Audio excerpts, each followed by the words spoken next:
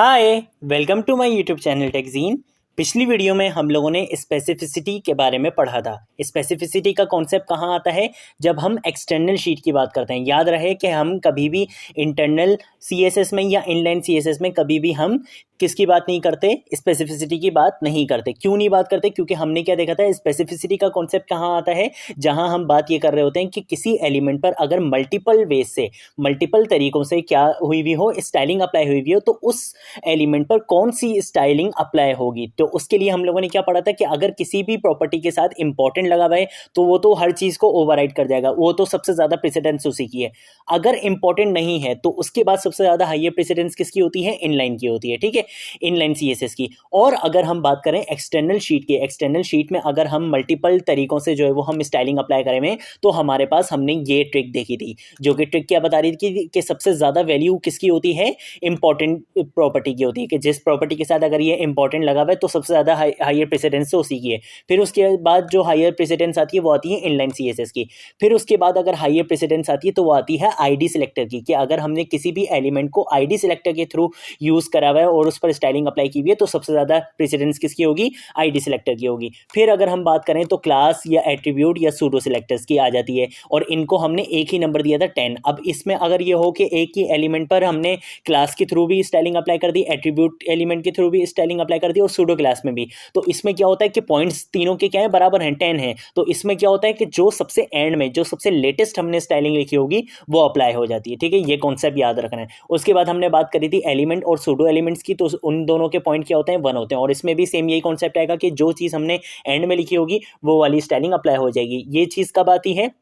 And वाली चीज कब आती है? जब हम बात करते हैं कि पॉइंट्स आपके बराबर हो जाएं। फॉर एग्जांपल हमने एक एलिमेंट लिया, उसको हमने एलिमेंट सेलेक्टर के थ्रू स्टाइलिंग कर दी और सूडो एलिमेंट के थ्रू स्टाइलिंग कर दी, तो यहाँ पर आकर हम देखेंगे कि उसका नंबर क्या है? 1 है, दोनों में 1 है, तो यहाँ पर मैच टाई हो गया। लेकिन फिर हमें ये भी डिसाइड करना होता है कि भाई कौन सी स्टाइलिंग अप्लाई होगी, तो वो कौन सी स्टाइलिंग अप्लाई होती है? जो हमने एंड में दी हुई होती है। और सबसे कम प्रेसिडेंस किसकी होती है? यूनिवर्सल सिलेक्टर की होती है, ठीक है। तो ये चीज बस याद रखनी है। स्पेसिफिसिटी का मैंने इसी वजह से अलग जो है वो वीडियो बना ली थी, ताकि ये चीज आप लोगों के पास एक बिल्कुल अलग तरीके से आ जाए और आप लोग इस चीज को एक्सेस कर लो। आप लोग इस कोड को जो है वो एक्सेस कर सकते हो। इसमें मैंने इंपॉर्टेंट पॉइंट्स आप लोगों के लिए लिख लिए थे, ठीक है, और गिटहब पर कोड अपलोड कर दिया, आप लोग वहां से इसको एक्सेस कर सकते हो। इसके अलावा अगर कोई कॉन्सेप्ट समझ नहीं आया तो कमेंट सेक्शन में पूछ सकते हो, ठीक है। आज की वीडियो को जो हमारा टॉपिक है वो बहुत इंपॉर्टेंट टॉपिक भी कह सकते हैं और बहुत अच्छा टॉपिक भी है वो, और बहुत कम लोग पढ़ाते हैं इस चीज़ को। वो है मल्टीपल कॉलम्स का। तो सबसे पहले काम ये करते हैं कि इस फाइल को हम क्लोज कर देते हैं यहाँ से, और यहाँ आकर एक न्यू फाइल बनाते हैं। उसका नाम मैं रख लूंगा मल्टीपल कॉलम्स डॉट HTML के नाम से, ठीक है। और एक और मैं फाइल बनाऊंगा, उसका नाम मैं क्या रखूंगा? मल्टीपल कॉलम्स डॉट CSS के नाम से। ये दो मैंने फाइल्स बना ली। अब मैं HTML की फाइल में आऊंगा, एक्सक्लेमेशन मार्क लगाऊंगा, हिट एंटर करूंगा, HTML की बॉयलर टेम्पलेट जनरेट हो जाएगी। टैब प्रेस करके, दोबारा टैब प्रेस करके टाइटल के टैग में आकर मैं यहाँ पर लिख लूंगा मल्टीपल कॉलम्स इन CSS, ठीक है। इसके बाद मैं क्या करूंगा? मैं आऊंगा यहाँ बॉडी के टैग में, और बॉडी के टैग में आकर मैं एक काम ये करता हूँ कि एक डिव बना लेता हूँ। डिव बनाने के बाद एक पैराग्राफ लिख लेता हूँ लॉरेम 350 वर्ड्स का, ठीक है। बड़ा पैराग्राफ लिखूंगा मैं, Ctrl+S से सेव करूंगा। और एक और ये काम करते हैं कि CSS की फाइल को लिंक करवा देते हैं। लिंक कैसे करवाते हैं? लिंक कॉलन CSS से। style.css की जगह मैं लिख लूंगा यहाँ पर मल्टीपल कॉलम्स डॉट CSS, ठीक है। Ctrl+S से सेव करेंगे और गो लाइव पर क्लिक करेंगे। लाइव सर्वर क्या करेगा? मल्टीपल कॉलम्स डॉट HTML की फाइल को हमारे वेब ब्राउजर में रन करके दिखा देगा, ठीक है। तो जो मैंने टाइटल जो दिया है वो भी मेरे पास आ जाएगा, और जो मैंने डिव बनाया देखो ये भी मेरे पास आ गया। अब मैं बात करूं अगर मल्टीपल कॉलम्स की, तो देखो अगर आप लोगों ने न्यूज़पेपर वगैरह देखे होंगे, ठीक है। न्यूज़पेपर में क्या होता है कि आपको अगर उसकी जो विड्थ होती है बड़ी, ठीक है, विड्थ बड़ी होती है, तो एक कॉलम वाइज जो है वो ना आपका कंटेंट दिख रहा होता है। एक कॉलम में होता है, ऐसा नहीं होता कि एक लाइन शुरू हो रही है वो बिल्कुल एंड की विड्थ तक जा रही है, ऐसा नहीं होता। अगर आप न्यूज़पेपर वगैरह गौर से देखो तो उसमें क्या होता है, कॉलम्स बने हुए होते हैं, कि एक कॉलम बना हुआ है, 2 कॉलम बने हुए, 3 कॉलम बने हुए, और उसके बीच में जो वो आपका कंटेंट आ रहा होता है, और बीच में क्या होता है? स्पेस होता है। तो इस तरीके का अगर हम डिज़ाइन बनाना चाहते हैं CSS की मदद से, तो वो हम कैसे बनाएंगे? उसके लिए हमारे पास होती हैं कॉलम्स की प्रॉपर्टीज़। तो हम एक काम करते हैं कि हम उसको अप्लाई करना शुरू करेंगे। ठीक है, सबसे पहले मैं क्या करूँगा, मैं अपने एलिमेंट सेलेक्टर के थ्रू ही टारगेट कर लूँगा, क्योंकि मैंने कोई क्लास नहीं दी है वहाँ पर, तो मैंने डिव को टारगेट करा और सबसे पहले मैं दूंगा क्या, कौन सी प्रॉपर्टी मैं दूंगा, कॉलम काउंट की प्रॉपर्टी। कॉलम काउंट के अंदर मैं नंबर ऑफ काउंट्स बताऊंगा कि मुझे कितने जो है वो कॉलम चाहिए। फॉर एग्जांपल मुझे चाहिए 4 कॉलम। कंट्रोल ऐसे सेव करूंगा और आकर देखता हूं तो यहाँ पर ये देख रहे हो, इसने मुझे 4 कॉलम बना कर दे दिए हैं। और इसी तरीके से याद आ रहा है आपको, थोड़ा सा न्यूज़पेपर में भी इसी तरीके से कंटेंट होता है, या तो 2 कॉलम होते हैं, 3 कॉलम होते हैं, 4 कॉलम होते हैं, तो इस तरीके से आपका कंटेंट लिखा हुआ आ रहा होता है। ठीक है, अब इसके बाद अच्छा एक चीज़ और, अब यहाँ बीच में अगर देखो तो यहाँ पर आपको स्पेस दिख रहा होगा। अगर हम इस चाहते हैं इस गैप को बढ़ाना तो हम क्या कर सकते हैं, उसके लिए भी हमारे पास एक प्रॉपर्टी है। हम यहाँ पर लिख सकते हैं क्या, कॉलम गैप। कॉलम गैप के अंदर फॉर एग्जांपल मैं दे दूँ 30 पिक्सल, तो यहाँ पर बीच में अब गैप क्या आ जाएगा, 30 पिक्सल का आ जाएगा। देख रहे हो ये यहाँ पर एकदम जो चेंजिंग हुई वो क्या है, यहाँ पर 30 पिक्सल का गैप आ गया। अगर फॉर एग्जाम्पल मैं ज़्यादा गैप दे दूँ, मैं इसको 60 पिक्सल कर दूं, कंट्रोल ऐसे सेव करूंगा, यहाँ पर आकर दिखाऊंगा तो देख रहे हो अभी एकदम क्या हो गया, 60 पिक्सल का गैप आ चुका है। तो ये होती है हमारी कॉलम गैप की प्रॉपर्टी, जो कॉलम गैप देने में काम आती है। उसके बाद अगर मैं बात करूं कॉलम रूल विड्थ की, ठीक है, कॉलम रूल स्टाइल की, सबसे पहले तो कॉलम रूल स्टाइल की बात अगर मैं करूं तो कॉलम रूल स्टाइल से क्या होगा, अगर मैं आपको यहाँ पर करके दिखाऊं कॉलम रूल और स्टाइल, कॉलम रूल स्टाइल अगर मैं दूंगा और मैं यहाँ पर दे दूं डॉटेड दे दूं, तो क्या होगा, वो जो बीच में जो स्पेस आ रहा था ना, वहाँ पर एक लाइन आ जाएगी। रूल का मतलब एक स्केल टाइप की लाइन आ जाएगी। कंट्रोल ऐसे सेव करता हूँ, दिखाता हूँ, तो देख रहे हो यहाँ पर डॉटेड लाइन आ गई है। क्यों, क्योंकि मैंने इसको डॉटेड टाइप दी थी। अगर मैं यहाँ पर इसको दे दूंगा सॉलिड तो मेरे पास एक सॉलिड लाइन आ जाएगी। कंट्रोल ऐसे सेव करता हूँ, यहाँ पर आकर दिखाता हूँ, तो देखो एक सॉलिड लाइन आ गई। ठीक है, सॉलिड लाइन वैसे ज़्यादा अच्छी लग रही है। ठीक है, तो इस तरीके से भी हम क्या कर सकते हैं, यहाँ पर लाइन भी दे सकते हैं, एक रूल बना सकते हैं। अब इसी चीज़ को हम एक और चीज़ भी कर सकते हैं कि अभी यहाँ पर क्या आ रहा है, इसकी जो विड्थ है ना, अभी इसकी विड्थ बाय डिफॉल्ट इतनी आ रही है। अगर मैं चाहूँ इसको बढ़ा सकता हूँ और कम भी कर सकता हूँ। तो देखो अभी मैं आपको करके दिखाता हूँ। मैं यहाँ पर उसके लिए मैं कौन सी प्रॉपर्टी यूज़ करूँगा, मैं यूज़ करूँगा कॉलम रूल विड्थ की प्रॉपर्टी। कॉलम रूल विड्थ की प्रॉपर्टी में फॉर एग्जांपल मैं दे दूँ इसको 5 पिक्सल दूंगा। अगर 5 पिक्सल वैसे ज़्यादा हो जाएगा, चलो करके देखते हैं। और यहाँ पर आते हैं तो ये देखो, ये देख रहे हो कितना ज़बरदस्त लग रहा है।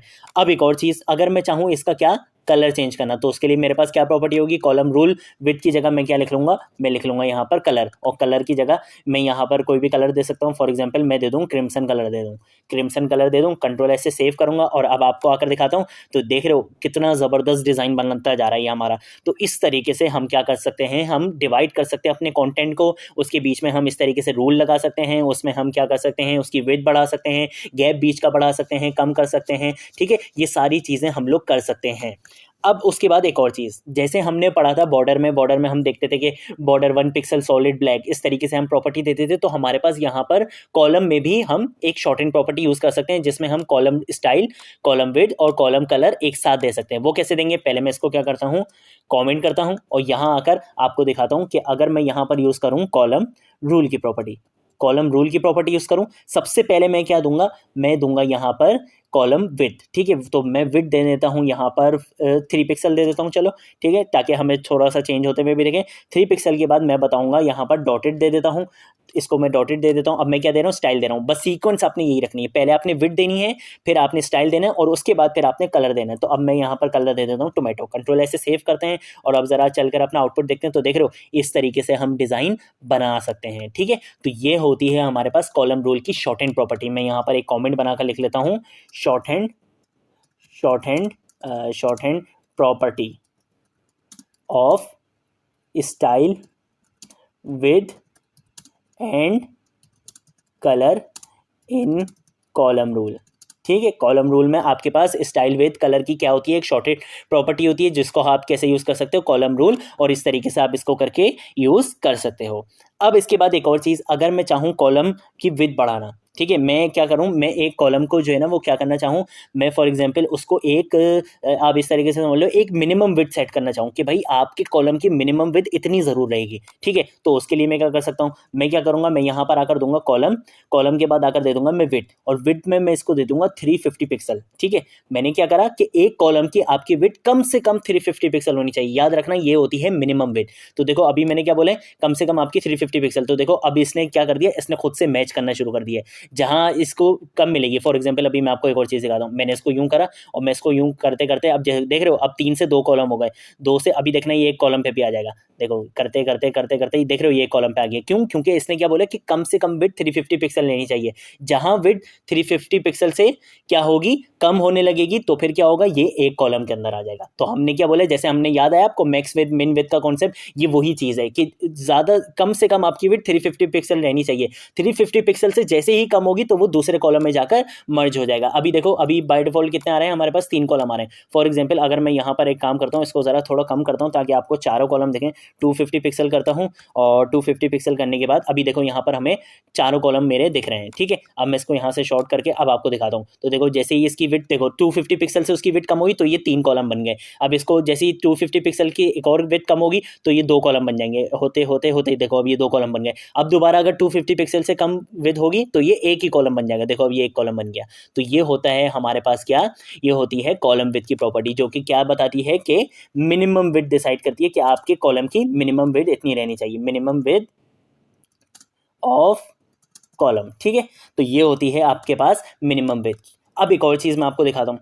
फॉर एग्जाम्पल मैं यहाँ पर आऊँ, ठीक है, और मैं यहाँ पर अगर एक हेडिंग लगा दूँ, हेडिंग लगाऊं और हेडिंग में मैं दे दूं लॉरेम 14 दे देता हूं। ठीक है, ये क्या होगा, आप कंट्रोल से सेव करते हैं और ज़रा यहाँ अगर आपको दिखाता हूं तो देखो ये कुछ इस तरीके से काम कर रहा है। अब ये क्या हो रहा है, ये मेरी हेडिंग को क्या ले रहा है, साइड पे ले रहा है। जबकि मैं देखो अब बहुत सारे न्यूज़पेपर्स में ये होता है कि साइड पर भी हेडिंग आ रही होती है इस तरीके से, लेकिन मैं ये चाहता हूँ कि यार हेडिंग मेरी ऊपर ही है। ठीक है, हेडिंग जो है वो पूरी स्पेस ले और बाकी के जितने मेरे कंटेंट है वो अपने जो है वो कॉलम वाइज आ जाएं। तो उसके लिए मेरे पास क्या प्रॉपर्टी होगी, देखो ये चीज़ तो हो गई। अगर मैं चाहता हूँ कि भाई मेरा जो है वो हेडिंग भी जो है वो कॉलम वाइज में आ जाए तो देखो ये हो गई। लेकिन अगर मैं इस डिज़ाइन को थोड़ा चेंज करना चाहता हूँ, मैं चाहता हूँ कि भाई मेरी हेडिंग जो है वो पूरी विड्थ ले और उसके बाद मेरे ये जो कंटेंट है ये जो है वो कॉलम वाइज में आ जाए, तो उसके लिए मेरे पास क्या चीज़ होगी, उसके लिए मेरे पास क्या होगा, मैं यहाँ आऊँगा और अपने H1 टैग को टारगेट करूँगा। H1 टैग को टारगेट करने के बाद मेरे पास एक प्रॉपर्टी है कॉलम स्पैन की। कॉलम स्पैन क्या करेगा, कॉलम स्पैन ये बोलेगा कि भाई आप क्या कर सकते हो, आप एक काम ये करो कि आप जो है वो